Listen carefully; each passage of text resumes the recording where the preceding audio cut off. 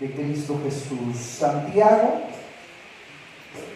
libro de Santiago, ubica Hebreos, después de Hebreos, ahí está Santiago. Capítulo 2, verso 19, dice: en el nombre de Jesús. Todavía veo varias Biblias ojeando, vamos a dar un par de segundos para que ubique la escritura. Santiago 2:19 dice así en el nombre de Jesús: ¿tú crees que Dios es uno? Bien haces. También los demonios creen y tiemblan. Señor, gracias, Padre, por tus bendiciones, tu misericordia, tu gracia que ha sido derramada sobre nuestro corazón. Bendice a tu pueblo, bendice a tu iglesia, Señor, que viene anhelando, venimos deseosos, Señor, de recibir el consejo de tu santa palabra, Padre. En el nombre poderoso de Cristo Jesús, te damos gracias y desde ya confesamos victoria. Seguimos orando por nuestra hermana Mari, Señor, enviamos tu palabra de fortaleza, de sanidad sobre su vida, sobre su cuerpo, Padre, en el nombre poderoso de Cristo Jesús. Gracias te damos. Amén y amén, Señor. Gloria a Dios. Puede ocupar su asiento glorificando el nombre del Señor. Leía una de las encuestas que se realizó no hace mucho tiempo, que dice esta encuesta que el 51% de las personas mundialmente creen en Dios, y el 18% no cree, y el 17% está indeciso. Pero también algo que me llamó fuertemente la atención fue lo que escribió un escritor de apellido Barber en su libro que escribió después de realizar un estudio en 137 países. Dice este hombre que para el año 2041, esa es la opinión de él, ¿verdad? Dice que el ateísmo reemplazará a todas las religiones. Y según la opinión de este escritor, se basa a que los ateos son más bien personas con formación superior, son personas más urbanizadas y altamente concentradas en los estados socialdemócratas de Europa. De modo que el ateísmo, según este escritor, dice que suele crecer más en condiciones de bienestar, y que cuando la mayoría de la gente se siente económicamente segura, es decir, cuando no hay necesidades materiales, a la gente le resulta menos necesaria las creencias espirituales y sobrenaturales. Y meditando precisamente en la opinión de este hombre, en mi opinión, le digo, puede que tenga cierto grado de razón, porque en sí, de alguna manera, el materialismo cada día está llevando a nuestra sociedad a ir apartándose, a ir alejándose de lo espiritual.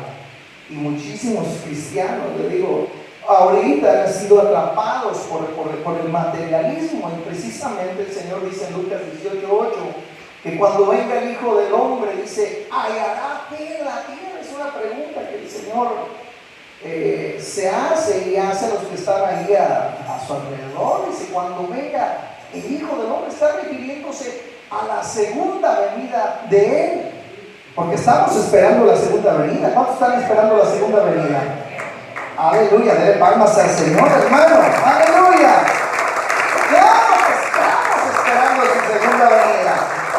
Él vino, era como cordero que fue hacia el matadero a dar su vida por nosotros en la cruz del Calvario, pero Él viene por segunda vez, y ya no viene de la misma manera que vino al principio, hermanos. O sea, al principio vino a entregar su vida, y en la segunda venida viene a levantar a su iglesia. ¿Cuántos se gozan por ello, hermano? Entonces, créanlo con todo su corazón. Ahora, pero al preguntar, cuando el Hijo del Hombre venga, dice, hallará fe en la tierra. Leí otra versión que dice, pero cuando yo, el Hijo del Hombre, regrese a este mundo, ¿acaso encontraré gente que confíe en Dios?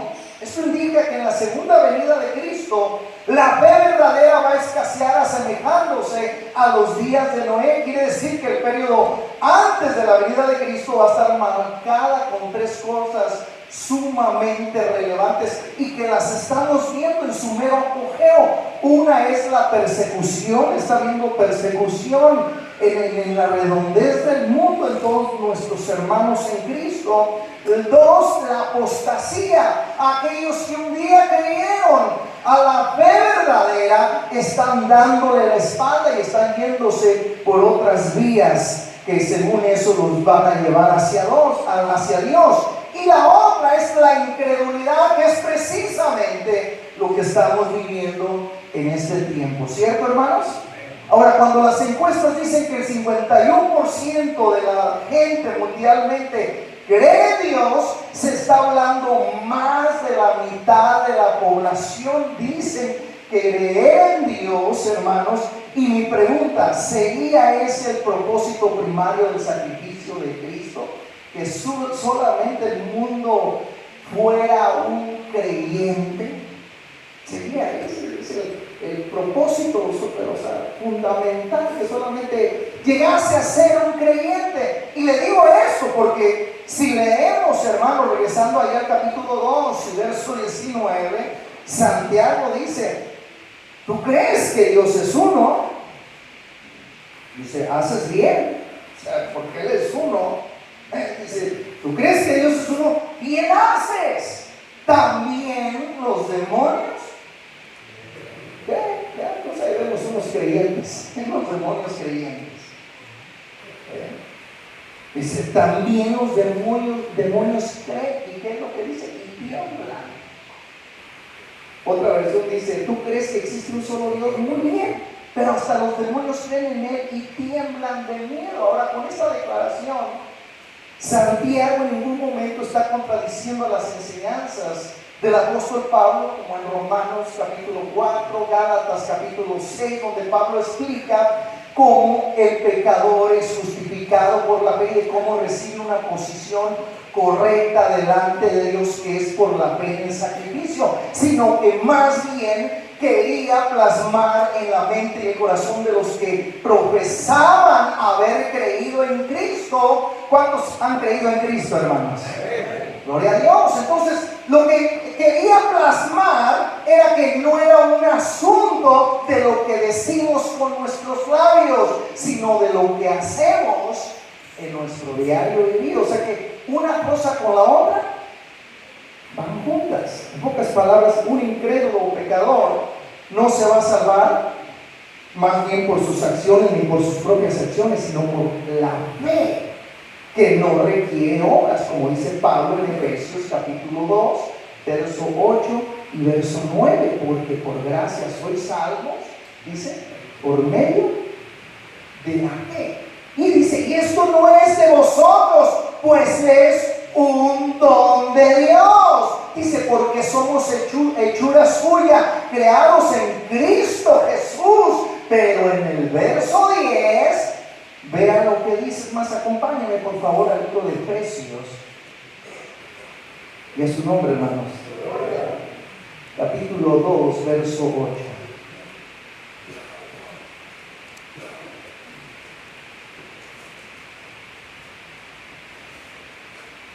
Dice, ¿lo tienen? Porque por gracia sois salvos por medio de la fe. Y esto no es de vosotros, pues es un don de Dios, es un regalo de Dios. Pero no es que nosotros hayamos tenido que hacer algo para merecer la salvación, sino que fue un regalo de parte de Dios que nos ha dado, ¿verdad? Sin nosotros merecerlo. Porque le pregunto, ¿acaso merecíamos la salvación, hermano? No, porque éramos hijos de ira. Íbamos con dirección ¿a dónde? A la condenación eterna. Hacia ese era nuestro camino. Pero gloria a Dios, el Señor abrió las puertas del par en par cuando dijo consumado es. Y decir, se realizó el sacrificio de sacrificios.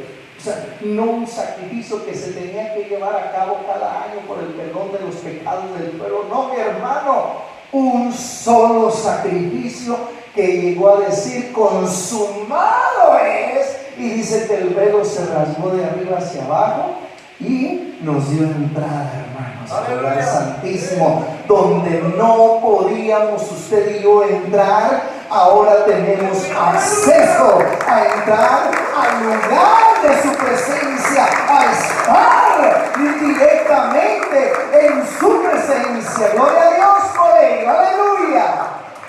Bendito, pero vean lo que dice aquí en el verso 8, porque por gracia sois salvos por medio de la fe. O sea, no hay cosa que nosotros tengamos que hacer para ser salvos. Él ya lo hizo. ¿Cuántos lo creen así, hermanos?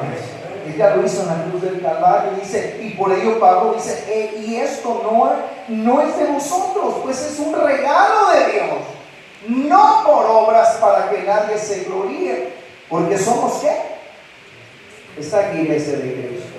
Porque somos hechura suya, creados en Cristo Jesús. ¿Para qué fuimos creados? Para buenas obras. Para buenas obras, las cuales Dios preparó de antemano. ¿Para qué? Entonces, quiere decir que para el apóstol Pablo, el creer en Jesucristo quería decir llevar esa fe a cada porción de la vida y vivir de acuerdo a ella. Y precisamente según Santiago, hay una manera de creer que es puramente intelectual. Regrese conmigo, por favor, ahí a Santiago. ¿Y por qué le digo esto? Porque hay una forma de creer intelectualmente que consiste en aceptar un hecho sin dejar que tenga la más mínima influencia en la vida de aquel que cree. Esa es la creencia puramente intelectual. Porque dice aquí en el capítulo 2, y de hecho hay un contexto al verso 19, porque comienza en el verso 14, hermanos míos, ¿de qué va a aprovechar si alguno dice que tiene fe? Dice, puede surgir alguien que diga, puedes andar, no, yo tengo la fe más grande del mundo, dice, y no tiene obras. O sea, precisamente lo que está respaldando lo que el apóstol Pablo dijo o dice allá en Efesios. Prácticamente, o sea, las obras es porque son ¿qué? Ya son parte de nuestra creencia, ¿verdad? Las acciones es el resultado de ¿qué? De lo que hemos creído. Y por ello Santiago dice aquí, o sea, ok, verso 14, si tienes fe, alguien dice que tiene fe y no hay acciones, y si podrá la fe salvarle. Dice, y si un hermano o una hermana están desnudos y tienen necesidad de mantenimiento de cada día, y alguno de vosotros les dice, id en paz, calentados y saciados, pero no le dais las cosas que son necesarias para el cuerpo, ¿de qué aprovecha? Dice, sí, lo estoy mandando, yo sé, la mejor bendición es la de Dios, gloria a Dios. Pero dice, pero no estás evidenciando lo que hay en ti. Dice, o sea, no es solamente decir sí, que Dios te colme de bendiciones. Dice, pero teniendo la oportunidad de bendecirlo, lo envías de la misma manera. Entonces dice, te estás contradiciendo. ¿Me explico, hermano? Es lo que está diciendo. Si un hermano, verso 15, o una hermana están desnudos y tienen necesidad del mantenimiento de cada día, y alguno de vosotros les dice, id en paz, calentados, saciados, pero no les dais las cosas que son necesarias para el cuerpo, o sea, ¿en qué va a aprovechar? Así también la fe, si no tiene obras, es muerta en sí misma. Pero alguno dirá, tú tienes fe y yo tengo obras, muéstrame tu fe sin obras y yo te mostraré mi fe por mis obras. Entonces dice en el verso 19, ¿tú crees que Dios es uno? Dice, sí, bien haces en creer que Dios es uno. Pero dice, o sea, entonces es algo como, trae como una especie de una ironía, ¿verdad? Es como algo que te está diciendo, sí, o sea, tienes mucha fe, pero no te des mucho alarde de eso, porque aún hasta el diablo cree. Dice, y tiembla, mas quieres saber, hombre vano, que la fe sin obras es muerta. Y si no fue justificado por las obras de Abraham, nuestro padre, cuando ofreció a su hijo Isaac sobre el altar. Y no es en sí, o sea, que realmente directamente por lo que hizo, sino más bien porque tuvo la confianza. ¿Me explico, hermano? O sea, tuvo esa fe de creerle a Dios, y esa fe de creerle a Dios accionó a no dar lugar a duda y hacer lo que Dios le pedía. Entonces quiere decir que la fe conlleva ¿a qué? A la obediencia, porque si no hay fe, no hay obediencia. Sí. Así de sencillo. O sea, ¿y qué pasa? No disfrutamos de las bendiciones que Dios tiene plenas para nosotros. ¿Por qué? Porque terminamos dándole solamente lo que creemos a nuestro parecer que es lo que debemos de dar. Está aquí, ¿verdad? Pero cuando tenemos fe, creemos en Dios y le vamos a dar en obediencia. ¿Me explico, hermano? Nuestra vida, nuestro tiempo, o sea, lo que debemos, y no es decir como que Señor, a ver si me alcanza el tiempo, y no andamos en esa actitud. No, siempre hacemos prioridades, siempre decimos, no, Señor, o sea, así como aparto tal tiempo para dormir, así como aparto tal tiempo para el ejercicio, así como aparto tal tiempo para las vacaciones, así como aparto tal tiempo para trabajar, voy a apartar el tiempo para reconocer tus maravillas, tus obras y tus milagros y tus proezas. Aleluya. Bendito y alabado sea su santo nombre. Gloria a Dios. Así que, pero vean que hay algo interesante, iglesia de Cristo, una vez más. Aquí Santiago está diciendo, ¿tú crees que Dios es uno? Bien haces en creer. Está bien. O sea, pero si crees, o sea, y aquella creencia no va unida con la obediencia, va a terminar puramente ¿en qué? En una creencia puramente intelectual. Ahora, ¿qué estaba diciendo? O sea, que aún hasta los demonios estaban convencidos intelectualmente de la existencia de Dios. Cuando piensan en Él y hasta tiemblan y les da miedo, pero su creencia no los cambia en lo más mínimo. ¿Por qué motivo? Porque no hay fe. Y aún, pues, o sea, el diablo pues sigue siendo diablo, ¿sí o no? Sí, o sea, refiriéndonos al diablo. Tomaron esa decisión. Una vez me causó un poquito de risa, ¿verdad? Pero bueno, considerando la edad de una criatura, estaba orando para que el diablo se arrepintiera. Señor, el diablo se arrepiente, Dios. Grande amor de esa criatura, ¿verdad? Pero, o sea, el diablo y sus huestes tomaron su decisión. Pero gracias a Dios que usted y yo, o sea, mientras hay vida, no hemos sido desechados todavía, estamos aquí. Y quiere decir que tenemos oportunidad de hacer las cosas como Dios manda. Ahora, creer en el sacrificio de Cristo en la cruz es el primer paso. Y eso hace a la persona, a uno lo hace creyente. Pero de ser un creyente debe de conllevar al que creyó a ser un discípulo, porque el discípulo no lo es automáticamente porque creyó. Está aquí, iglesia.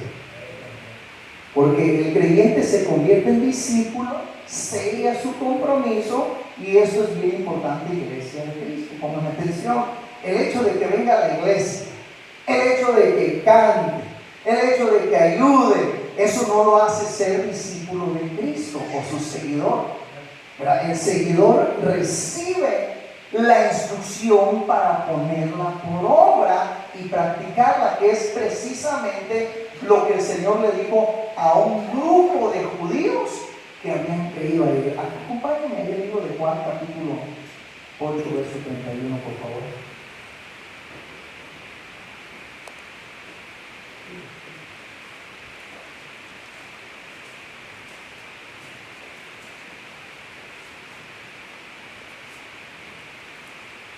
Entonces, quiere decir que hay criaturas de Dios, hay creyentes, hay discípulos, hay hijos de Dios. ¿Cuánto lo creen así, hermanos? Entonces, hay una grande diferencia. Entonces, Juan 8:31, vea lo que dice. Dijo entonces Jesús: ¿a quiénes? A los judíos. ¿Qué era lo que había pasado con esos judíos? Habían creído, ¿me entienden? Entonces, ¿eran creyentes, sí o no? Sí. Pero entonces necesitaban el siguiente paso para ser discípulos. Dijo entonces Jesús a los judíos que habían creído en él, que eran creyentes: si vosotros permaneciereis en mi palabra, seréis verdaderamente. Otra versión dice: luego Jesús empezó a decirles a los judíos que habían creído en él: si ustedes siguen obedeciendo mi enseñanza, serán verdaderamente mis seguidores. Entonces, según esta escritura, para ser discípulo de Cristo se tiene que obedecer su palabra, sus enseñanzas. Y al obedecerla es porque está dispuesto ¿a qué? A ponerla por obra. Quiero hacer una pregunta y quiero que sean sinceros. ¿Cuántos creyeron por la fe en Cristo Jesús, hermano? Ay, Señor, pues para que va a haber muchos que se van a rendir a Cristo, ¿verdad? ¿Cuántos creyeron en Cristo Jesús, hermano? No tenga temor. Fíjense que estoy ahí al pendiente a ver qué me va a decir el hermano. No tenga temor. ¿Es creyente o no es creyente? ¡Gloria a Dios! Dígalo con todo su corazón: creí en Cristo Jesús. Entonces, ahora, de creyente, le pregunto, ¿pasó a ser discípulo? ¿Por qué? Porque se dispuso ¿a qué?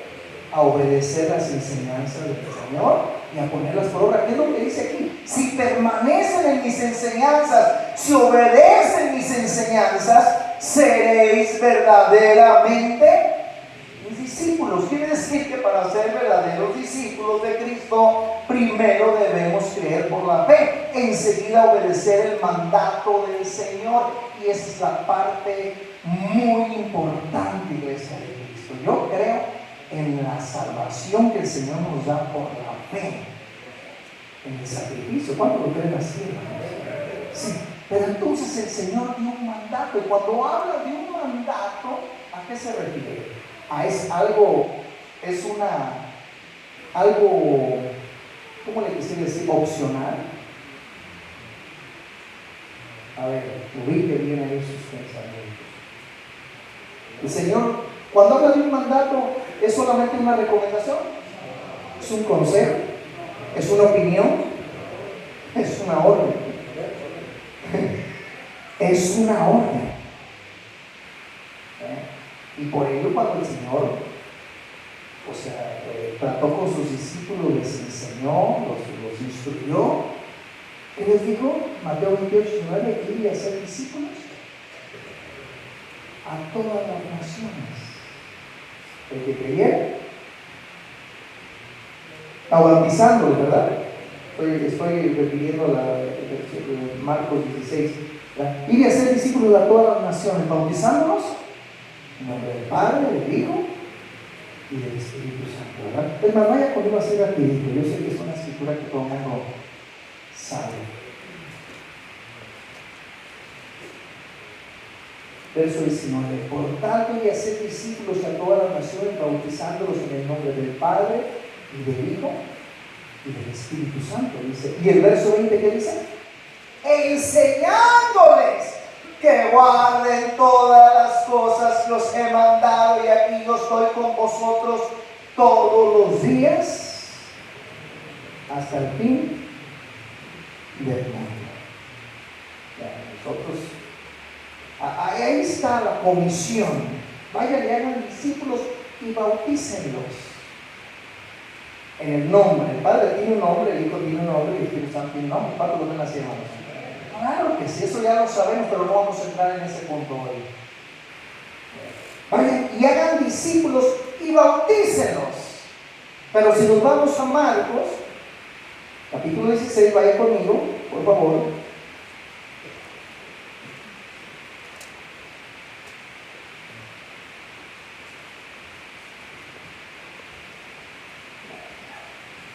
¿Lo tienen?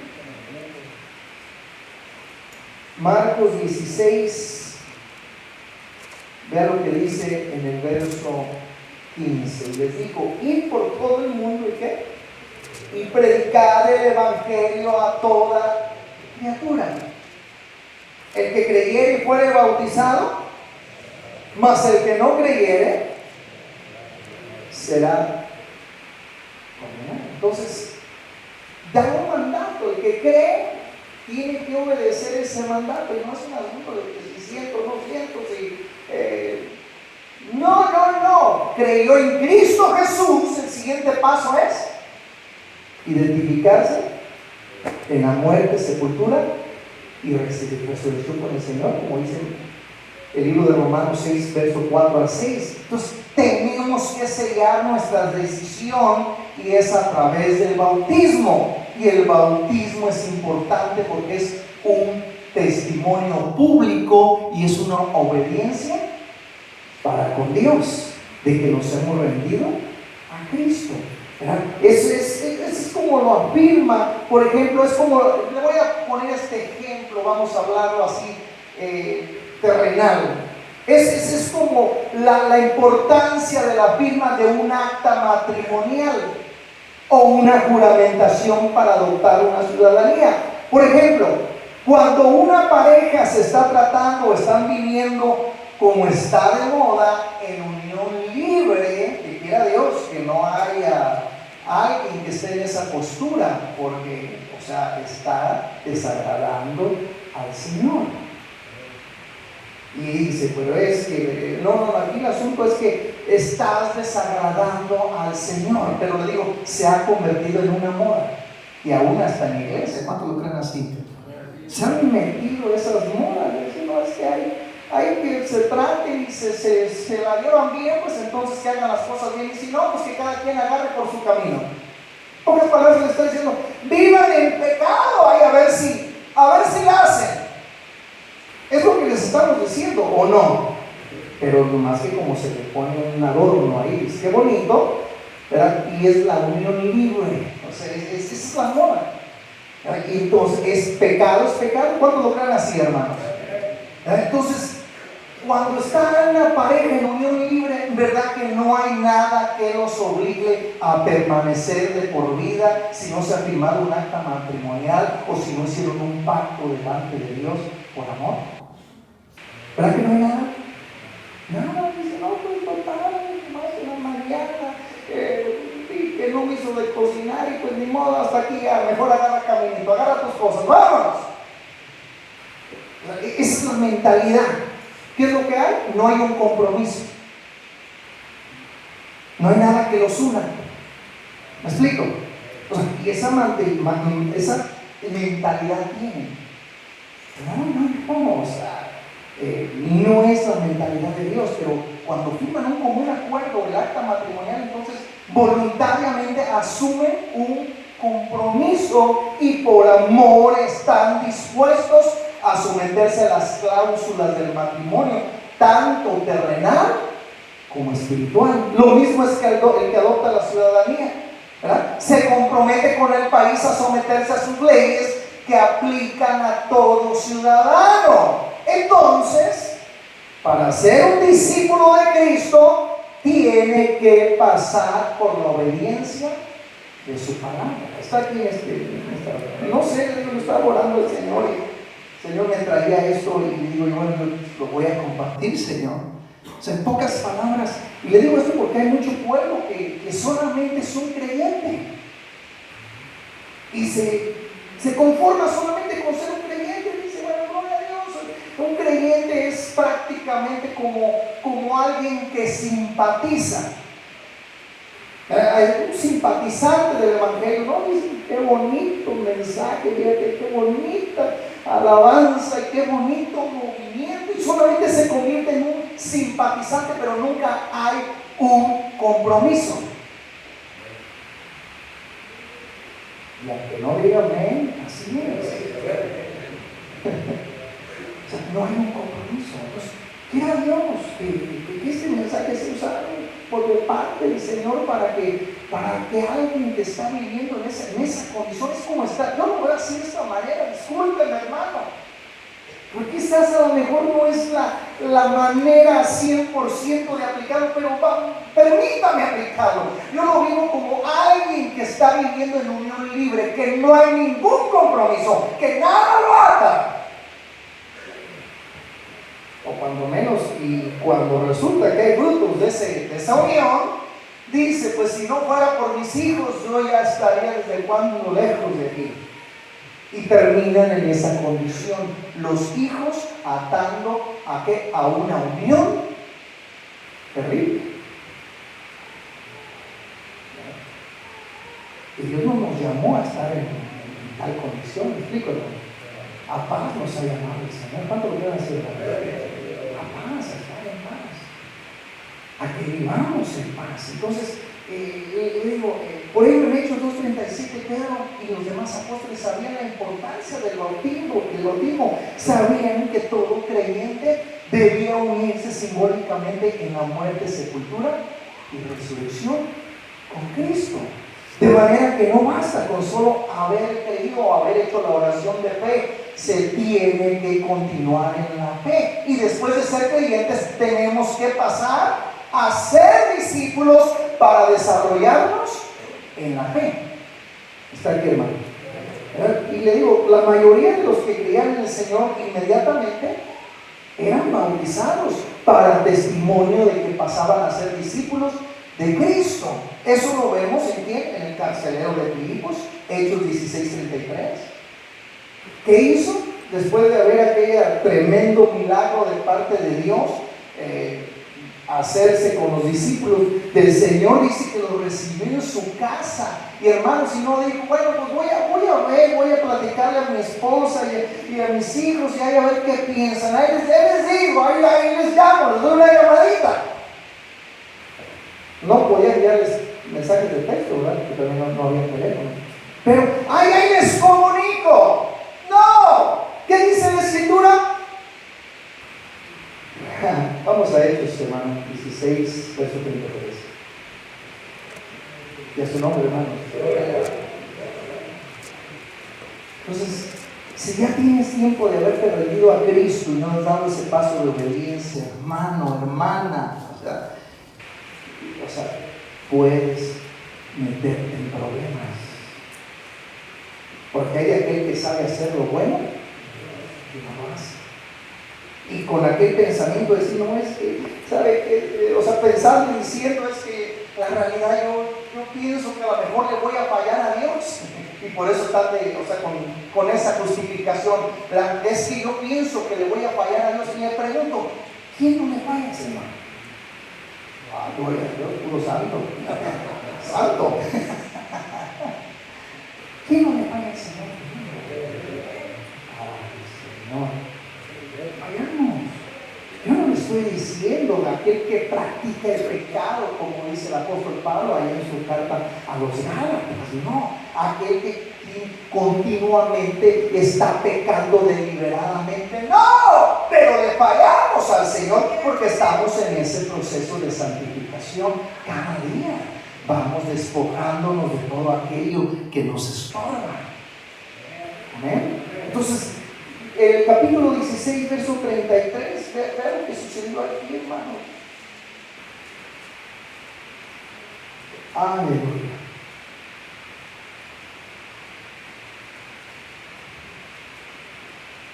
Y él tomándolos en aquella misma hora, verso 31, verso 30, y sacándolos les dijo: señores, ¿qué debo hacer para ser salvo? Ellos dijeron: cree en el Señor Jesucristo y serás salvo tú y tu casa. Y le hablaron la palabra del Señor a él y a todos los que estaban en su casa. O sea, les predicaron el evangelio, las buenas de salvación. Y entonces inmediatamente, ¿qué pasó? Se rindieron a Cristo. Y él, tomándolos en aquella misma hora de la noche, les lavó las heridas y enseguida, ¿qué? Se bautizó él con los suyos. Con todos los suyos. Y llevándolos a su casa les puso la mesa y se regocijó con toda su casa de haber creído a Dios. Hermano, qué bendición.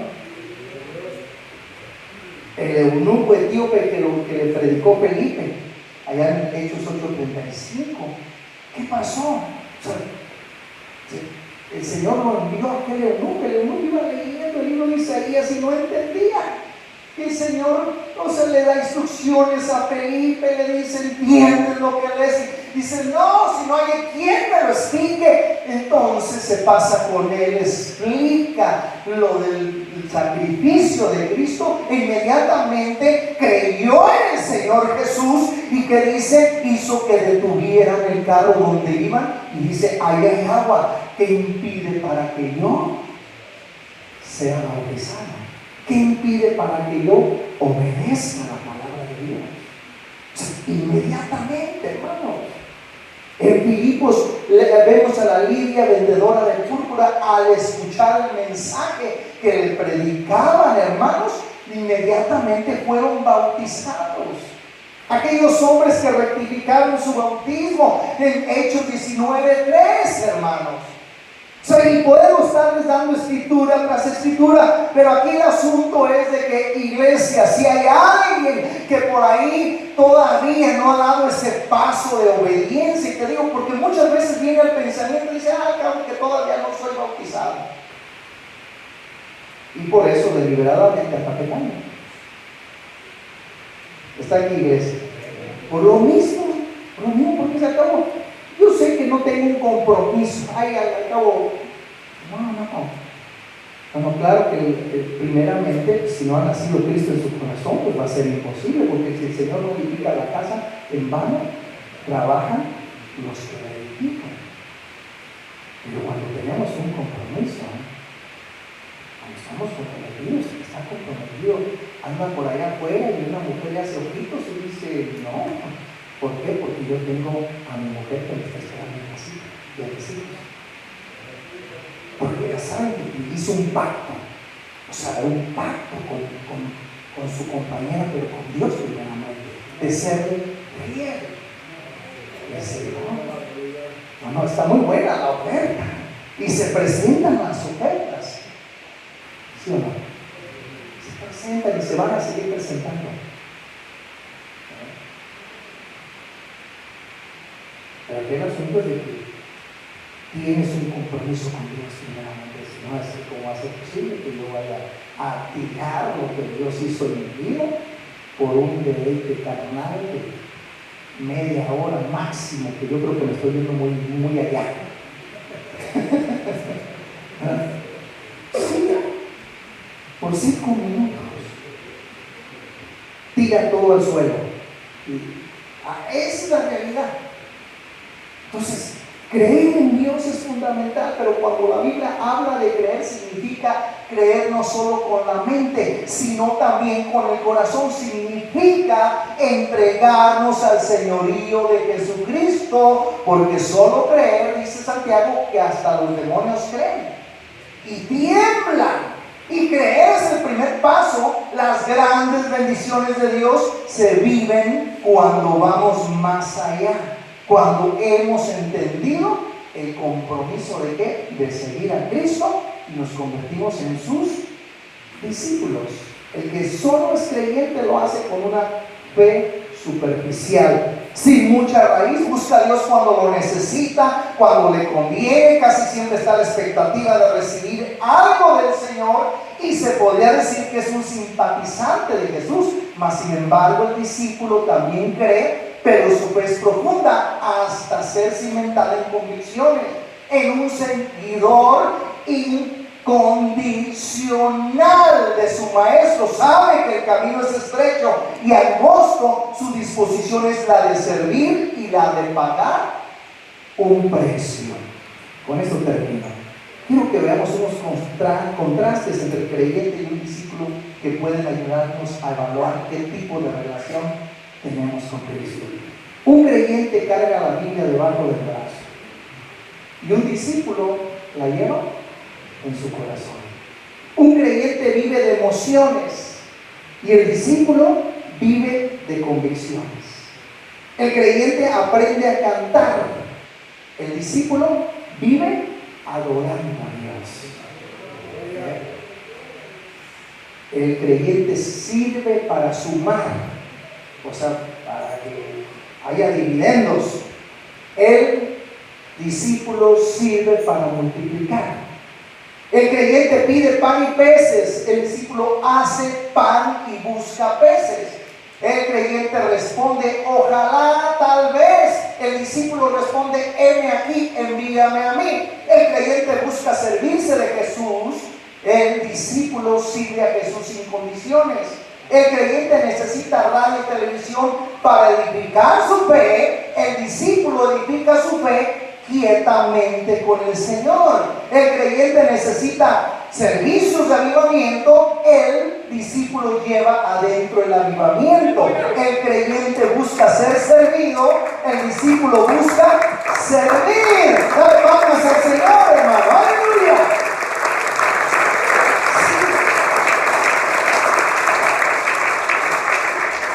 Y la última, el creyente se desanima fácilmente, y el discípulo permanece hasta el fin bien. Sí. Entonces hoy que salgamos de este lugar meditando y ser ¿estaré en la condición de creyente o verdaderamente soy un discípulo? Recuerda, creyente es aquel que ha creído en Jesús, gloria a Dios, pero el discípulo es aquel que obedece, que es seguidor de las enseñanzas de Jesús y las pone por obra, por práctica. Ponte de pie, hermano. Vamos a dar el